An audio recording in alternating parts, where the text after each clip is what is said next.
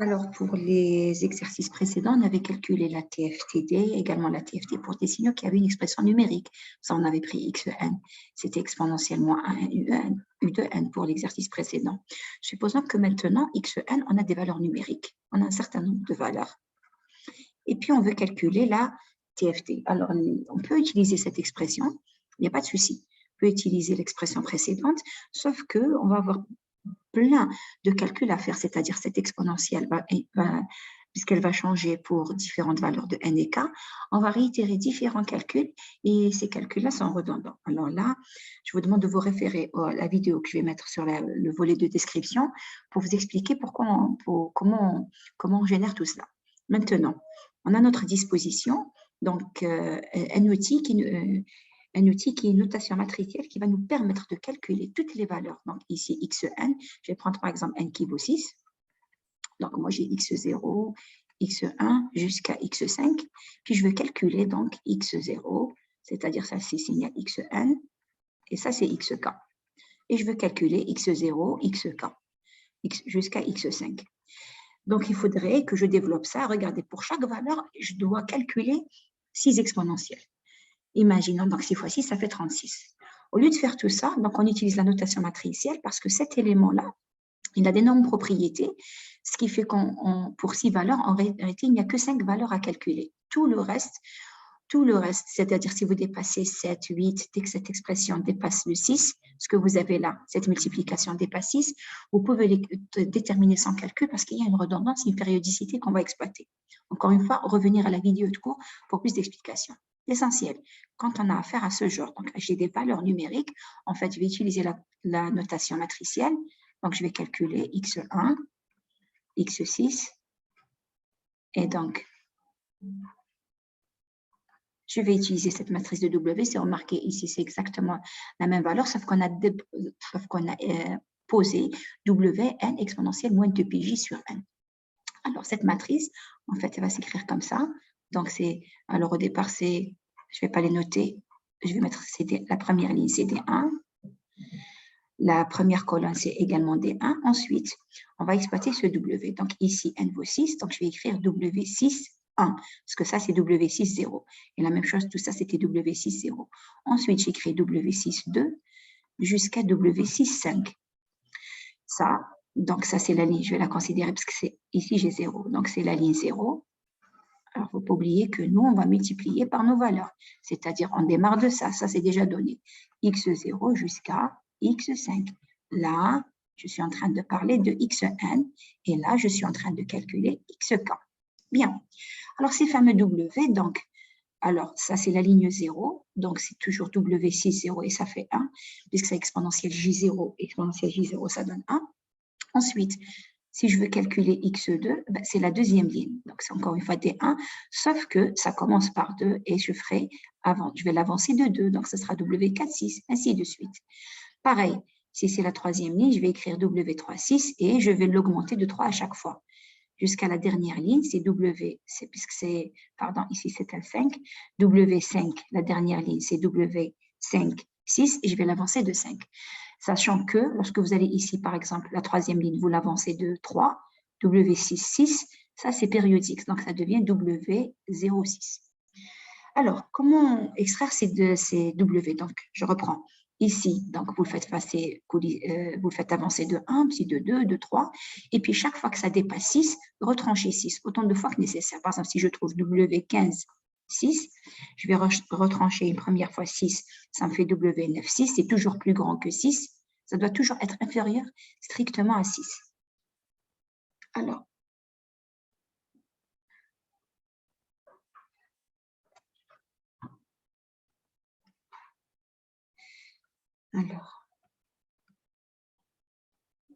je reprends ici. Donc, W9,6, c'est plus grand que 6. J'enlève 6, ça fait W3,6. Il faudra faire ça tout le temps. Donc, une fois que cette matrice est remplie, je vais faire tout simplement des multiplications. Donc, si je veux x0, je vais multiplier cette ligne par tous les éléments, x1, la deuxième ligne par tous les éléments, ainsi de suite. Ce qui fait que je vais avoir un calcul assez rapide, puisqu'au final, tous ces W, je vais en calculer toujours que n-1. C'est-à-dire pour n qui vaut 6, j'ai 5 de j'ai 5, qu'on appelle ça, j'ai 5 exponentielles à calculer. Maintenant, donc, comment trouver ces W? Parce qu'encore faut-il, pour pouvoir les utiliser, donc il faut que j'ai des valeurs numériques ici. En fait, vous allez prendre le cercle. Et comme c'est W2pi Jn, en fait, donc c'est 2pi. Donc, tout le cercle, c'est 2pi. Puis, vous divisez par n. Donc, ici, si n vaut 6, je vais prendre le cercle, je vais le diviser par 6. Alors, 360 que je divise par 6, ça me fait 120. Donc, le premier élément, c'est toujours celui-là, parce que c'est, si vous prenez Wn à la puissance 0, ça vous fait 1. Donc, ça, si vous avez partie réelle imaginaire, donc ça fait 1. Le 1 se trouve ici sur le cercle. Ensuite, je dois diviser par 6. 360 divisé par 6, ça fait 120. Donc, 360 divisé par 6, pourquoi j'ai dit 120, ça fait 60. Donc, 360 divisé par 6, ça fait 60. Donc, ça me ramène 60 degrés. Donc, voilà où se trouve W1,6. Ensuite, W2,6, ça doit être alors 60 plus 60, ça fait 120. Je devrais être quelque part, alors quelque part ici. Ça, c'est W2,6. 60 fois 3, ça fait 180. Donc, voici W3,6. Ensuite, W4,6. Et puis, mon dernier élément, qui doit être quelque part ici, W5,6. L'essentiel, c'est que vous avez respecté le même intervalle.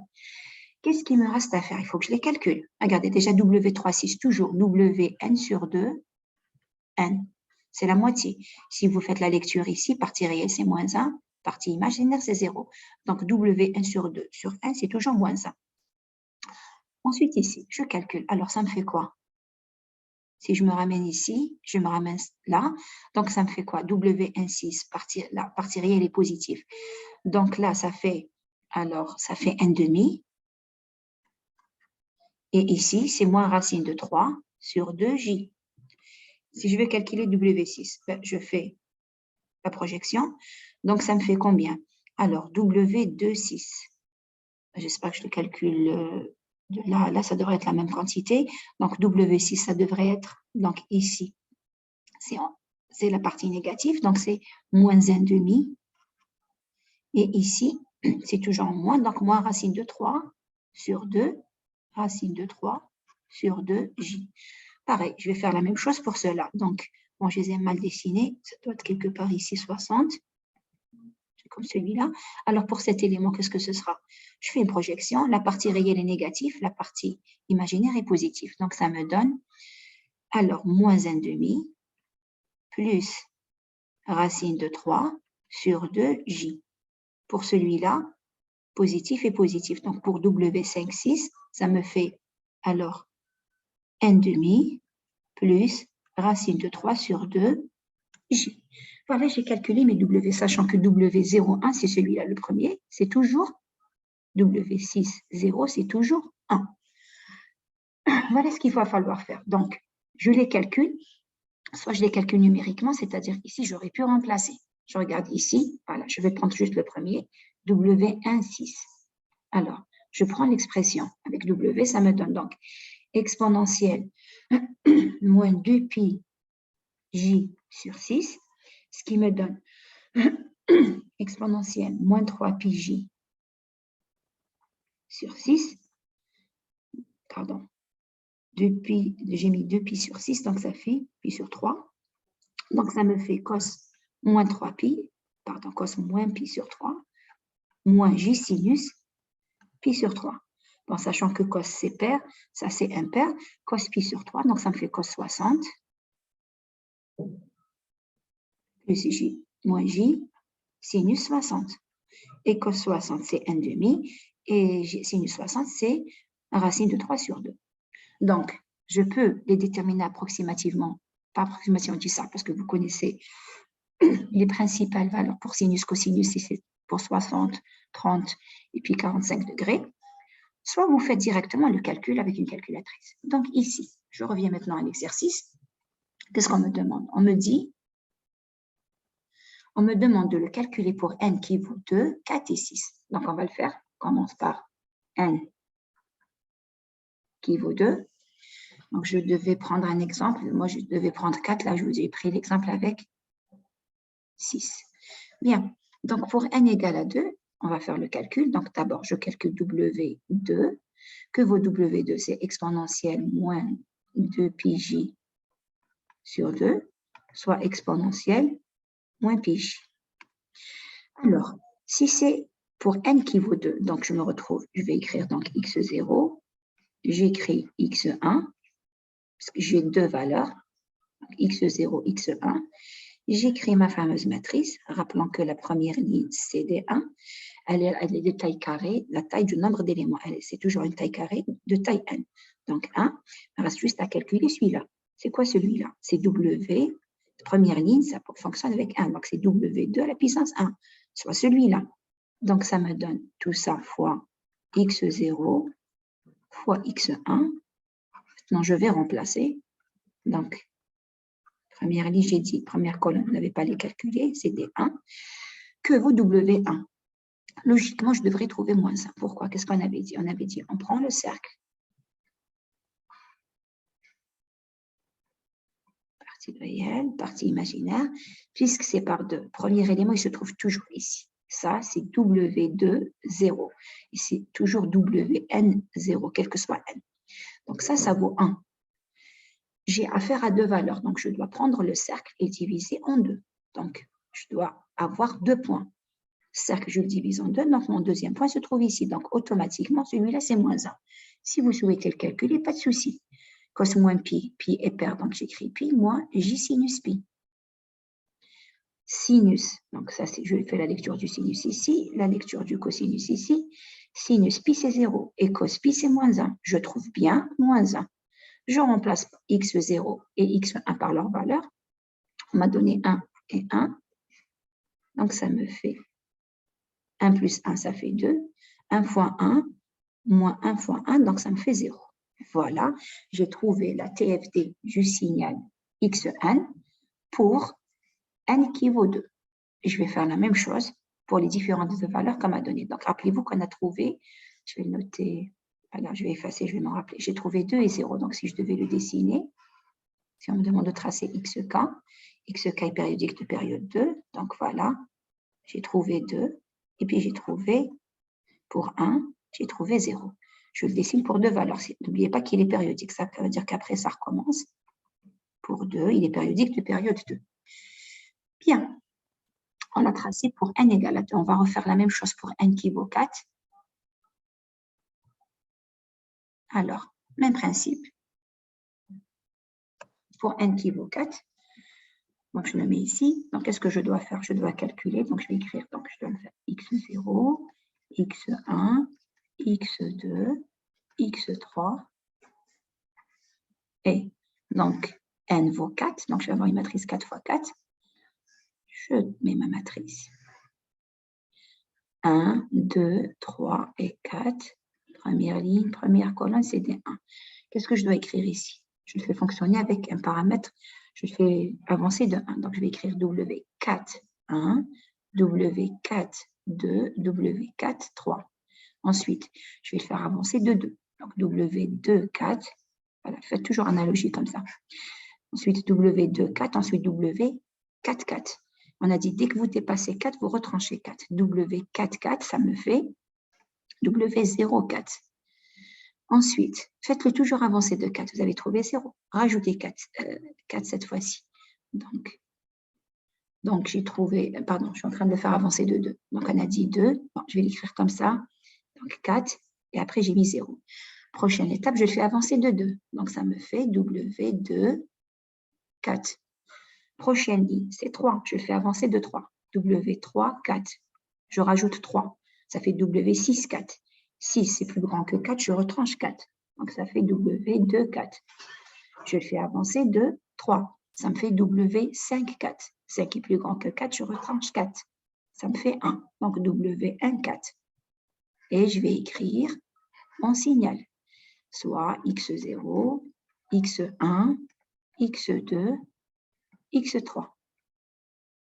Bien. Comment les déterminer? Soit, vous venez ici, vous faites votre calcul. Par exemple, W1, 4, c'est celui-là. Donc, ça veut dire, je vais écrire exponentielle moins pi j pi sur 2, ce qui me donne cos pi sur 2 plus moins j sinus pi sur 2. Cos pi sur 2, c'est, donc je suis là, cos pi sur 2. La pi sur 2, ça fait 0, le cosinus, et sinus, ça fait 1. Donc, ça me fait moins j. Je calcule W2, 4. Donc, ce sera ça la puissance 2. Donc, ce sera exponentielle moins pi j. Mais ça, on l'a dit tout à l'heure. W2, 4, c'est toujours moins 1. Cos pi, ça va vous donner moins 1. Et sinus pi, ça vous donne 0. Il me reste à calculer W3, 4. Donc, ça me fait tout ça à la puissance 3. Donc, ça fait exponentielle moins 6 pi j sur 4, soit exponentielle moins 3 pi j sur 2. Donc, ça me fait cos 3 pi sur 2 moins sinus 3 pi sur 2. Pi sur 2, donc c'est ce point. Son cosinus, c'est 0 et son sinus, c'est moins 1. Donc, ça me donne moins par moins. Ça me donne donc j. Donc, ça, c'est une façon de faire. J'ai dit, je peux le faire directement d'ici. Moi, je préfère le faire d'ici. Donc, rappelez-vous, vous allez dans le sens contraire donc du cercle trigonométrique, vous faites ça. Vous devez diviser par 4. Diviser le cercle par 4, sachant que je démarre d'ici et que ça, c'est W4, 0 et que ça vaut 1. Je divise par 4. Donc, j'ai un point ici, un deuxième point là, un troisième point là, un quatrième point. Divisé par 4 avec des intervalles égaux. Donc ça, c'est W1, 4 et je fais ma lecture directement sur le cercle. C'est quoi ce point? Sa partie réelle est nulle.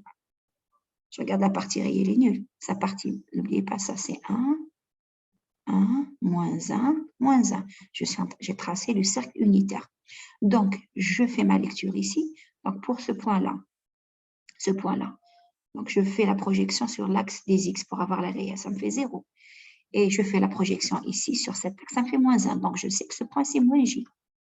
Je viens, ce point, c'est W2, 4. On a dit la moitié, c'est toujours moins 1. Mais pas grave, je fais aussi ma lecture. Je suis sur l'axe des réels, c'est moins 1. Sur la partie imaginaire projection, il n'y a pas. Ici, mon dernier point, W3, 4, je fais ma lecture. Partie réelle, il n'y a pas. Imaginaire, je suis directement sur l'axe. Et ça vaut donc J. Ce que vous lisez en réel, vous le gardez. Ce que vous lisez sur la partie projection sur l'axe des Y, vous multipliez par J. Donc, ça me fait J. Est-ce que c'est ce qu'on avait trouvé? W1, 4, c'est moins J. W2, 4, c'est moins 1. Et ça, c'est J. Donc, encore une fois, je ne suis pas obligée de les apprendre par cœur. Je peux directement les extraire du cercle. Enfin, pas apprendre par cœur, ne pas avoir à les calculer numériquement. Donc, voilà, j'ai fini mon travail. Il me reste juste à faire les remplacements. 1, 1, 1. Alors, W1, 4, c'est moins J. 2, 4, c'est moins 1. 3, 4, on a trouvé J. W2, 4, c'est moins 1. W0, 4, c'est 1. On a dit, c'est toujours le premier point, donc ça fait 1. W2, 4, c'est moins 1. Ensuite, W3, 4. 3, 4, c'est celui-là, donc ça fait J, moins 1. Et le dernier, W1, 4, moins J. Ça y est, j'ai pratiquement fini. Je dois juste faire mes multiplications. Ce signal, il vaut 1, 1. Donc, je vais écrire 1, 1. Est-ce que j'ai les autres valeurs? Non. Donc, je vais écrire 0. Et je vais faire les multiplications. Alors, première ligne, comme c'est multiplié par 1, c'est toujours la somme des éléments. Votre première ligne, c'est toujours la somme des éléments du signal. Puisque je multiplie tout par 1 et je somme. Donc, je somme les éléments du signal. Donc, 1 fois 1 fois 1, donc ça me fait 2. Je fais 1 fois 1, ça fait 1. Moins j fois 1, ça fait moins j. Donc, le deuxième élément, c'est moins j. Ensuite, parce que le reste, c'est 0, je n'ai pas multiplié. Donc, 1 fois 1, ça fait 1. Moins 1 fois 1, ça fait donc 0. Prochain élément, 1 fois 1, ça fait 1. J fois 1, donc c'est 1 plus j. Deuxième truc, qui vous permet de vérifier que vous n'avez pas trouvé de calcul. Vous devez trouver des paires conjuguées. C'est-à-dire, si vous trouvez la 1 moins j, je dois retrouver dans mon signal 1 plus j. Si j'ai trouvé 2 plus 3j, je dois trouver 2 moins 3j. Je viens, je peux tracer mon signal en module. Alors, ça me fait quoi? Premier élément, c'est 2. Deuxième élément, si je dois donc faire le module, donc c'est la racine de la partie imaginaire au carré plus réel au carré, donc 1 au carré plus moins 1 au carré, ça fait 2, donc ça fait racine de 2. Donc racine de 2, ça doit être un point quelque part ici. Prochain point, c'est 0. Prochain point, c'est la même chose. C'est la racine, donc ça me donne racine de 2. Donc voilà, 1, 2, 3. On va en profiter pour vérifier quelque chose. On avait calculé pour n égale à 2. Pour n égale à 2, regardez ce qu'on avait trouvé. On avait trouvé 2 et on avait trouvé 0. Qu'est-ce qu'on avait dit? On avait dit que si vous prenez la TFT, vous multipliez, vous allez trouver les points intermédiaires. Voilà, j'ai trouvé le point intermédiaire. Si je calculais encore pour la prochaine période, on va le faire. Pour 4 tout à l'heure, qu'est-ce qu'on avait trouvé? Prochaine période, c'était 2. Et mon signal, je m'arrête ici. Et rappelez-vous, c'est une porte. Si c'est une porte, je devrais trouver un sinus cardinal. Je vais d'après 4, on avait trouvé 2, mais c'est ça, c'est bon. Donc 4, donc on commence à retrouver l'allure du sinus cardinal. Maintenant, si vous devez le faire pour n qui vaut 8, je n'ai pas fait tous les calculs, je vais juste... Donc, je vais le dessiner ici. Si je devais calculer pour n égale 8, vous pouvez faire le calcul, qu'est-ce que je devrais trouver? Je devrais trouver ce point, ensuite celui-là, celui-là, celui-là, ensuite celui-là. Alors, 1, 2, 3, 4, 5, 6, 7, 8. Vous pouvez le vérifier. Les calculs est trop long, je ne vais pas le faire ici, mais je vous mets quand même la matrice. Alors, pour n qui vaut 8, donc même principe, là, j'avais tracé pour n égale à 4, donc je ne l'ai pas mis ici. Ça, c'est la matrice qu'on avait trouvée. Donc, vous avez les développements ici, W de 4, c'est un 0 ici, W04. Donc, vous pouvez juste vérifier avec les calculs comme on avait fait tout à l'heure. Ça, c'est les propriétés. Donc, c'est périodique NN, c'est périodique 1, périodique, par exemple, de période N. Donc, c'est dès que vous dépassez N, pour revenir, c'est-à-dire dès que vous dépassez N, il faut retrancher N.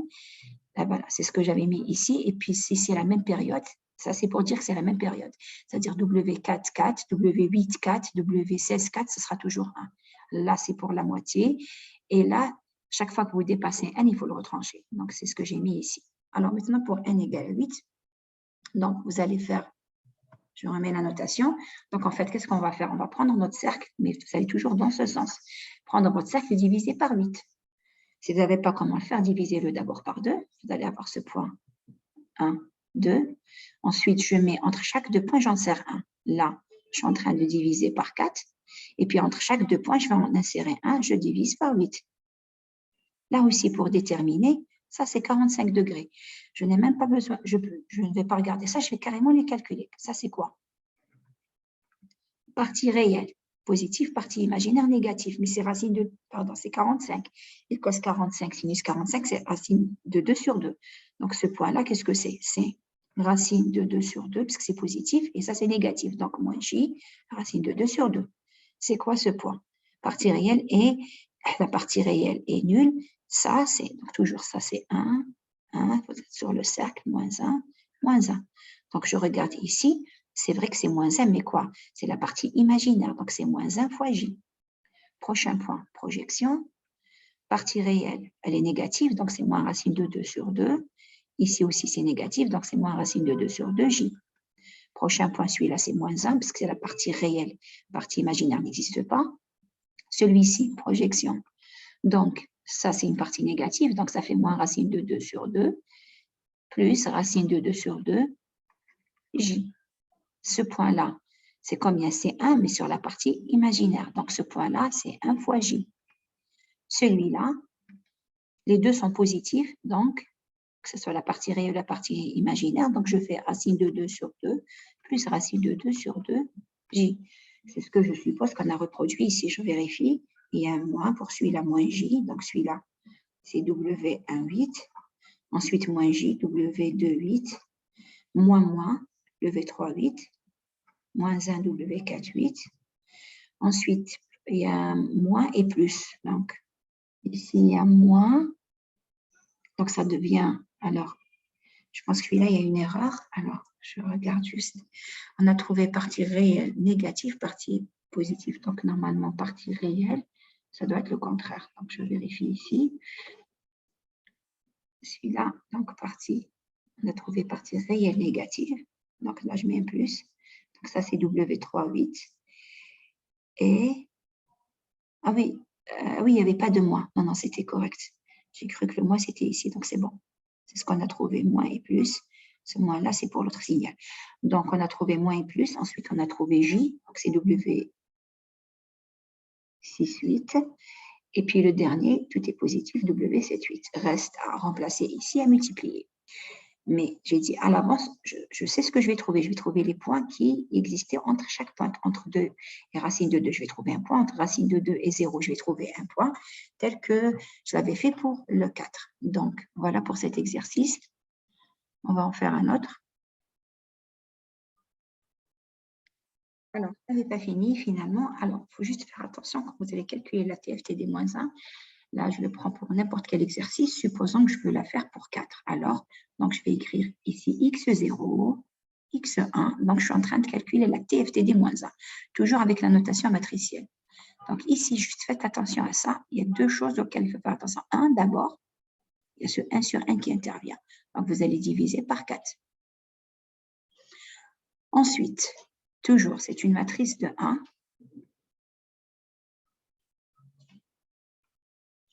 Par la suite, regardez, pour faire la TFT des moins 1, ici, vous avez moins, alors que là, vous avez plus. Vous allez parcourir le cercle trigonométrique. Il faut y faire très attention. Vous allez le faire dans ce sens. C'est-à-dire que c'est pour 4, c'est ça qui est W1,8. Ça, c'est W1,4. W2,4. Et bon, c'est mal écrit ici. W3,4. Donc, TFTD moins 1, je n'ai plus le moins ici. Donc, je vais parcourir le cercle trigonométrique tel qu'on a l'habitude de le faire. Donc, maintenant, que vaut W1,4 ici? C'est quoi W1,4? Alors, W1,4, c'est donc J. Je vais écrire ici J. W2,4, c'est moins 1. W3,4, c'est, je suis sur la partie négative du signal imaginaire, partie imaginaire, donc je mets moins J. Ensuite, qu'est-ce qu'on a dit? Vous prenez, là aussi, c'est une deuxième astuce que vous pouvez utiliser, c'est-à-dire au lieu d'écrire W1,4, vous pouvez parcourir le cercle au départ pour la première ligne. Là, c'est la première ligne. J'avance avec un pas de 1. Quand je vais faire la deuxième ligne, je vais avancer avec un pas de 2 en démarrant toujours d'ici. Donc, si je veux remplir là, qu'est-ce que je vais faire? J'avance avec un pas de 2. Donc, 1, 2. Donc, voilà le deuxième élément. Donc, c'est moins 1. Je continue, j'avance avec un pas de 2. Donc, celui-là, je ne le prends pas, je prends celui-là. Donc, ça fait 1. Je suis là. J'avance avec un pas de 2. Ça fait moins 1. Pareil ici, pour trouver cette ligne, vous n'êtes pas obligé d'écrire W3,4. Vous pouvez avancer directement avec un pas de 3 en démarrant toujours d'ici. Je démarre de là. 1, 2, 3. Donc, je suis ici. C'est W3,4. Et W3,4, c'est moins J. Je suis là, je continue, j'avance avec un pas de 3. 1, 2, 3. Je suis là. Ça me fait moins 1.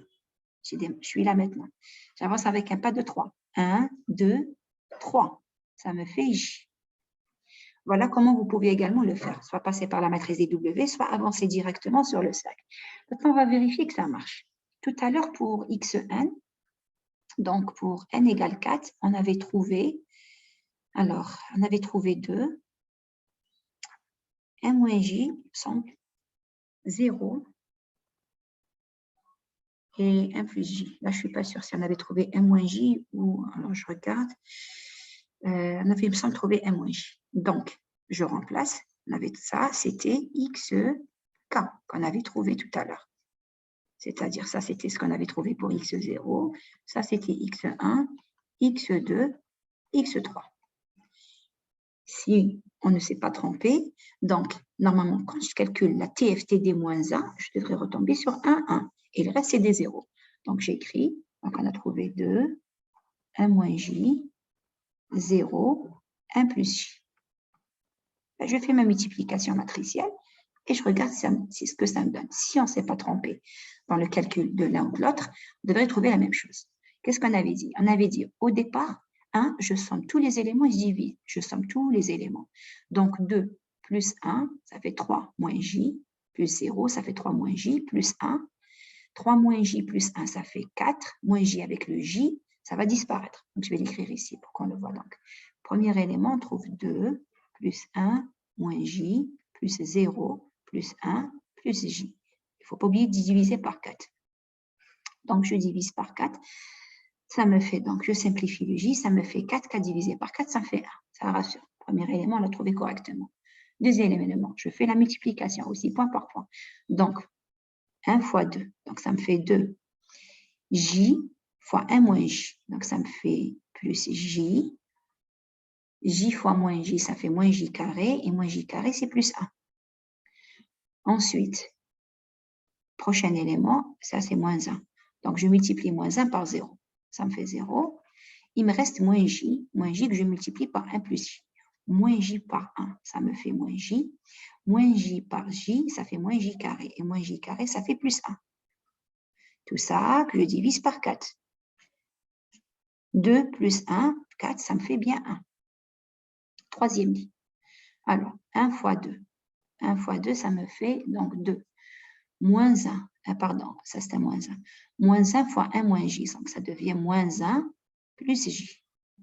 1 fois 0, ça me fait 0. Et mon dernier élément, c'est moins 1. Je dois multiplier par 1 plus j. Donc, ça me fait moins 1 moins j. J avec j disparaît. 2 moins 1, ça me fait 0. Ça va. On avait trouvé, ce signal, c'est 1, 1. Donc, je dois trouver 1, 1. Il reste, c'est des 0. Dernière ligne, celle-là. Je la multiplie par cette quantité. Donc, ça me fait 1 fois 2 moins j fois 1 moins j. Donc, ça fait moins j. Moins j par moins j, ça fait j au carré. J au carré, ça fait moins 1. Ensuite, ici, j'ai moins 1 par 0, ça me fait 0. Dernier élément, c'est j. J fois 1 plus j. Donc, j fois 1, ça me fait 1. J fois j, ça fait j au carré et ça fait moins 1. Je regarde, ça part. De moins 1, ça fait bien 0. On ne s'est pas trompé. Donc, on a bien retrouvé le signal x1, puisque les deux premières valeurs, c'est 1 et le reste, c'est 0. Voilà comment on calcule la TFT. Donc, faites attention à deux choses. Première chose, très importante, quand vous calculez la TFT des moins 1, c'est qu'il faut parcourir le cercle dans ce sens. Deuxième remarque, n'oubliez pas le 1 sur 4. Sinon, le reste, ça, c'est des calculs. Donc, voilà pour cet exercice. On va passer à notre exercice.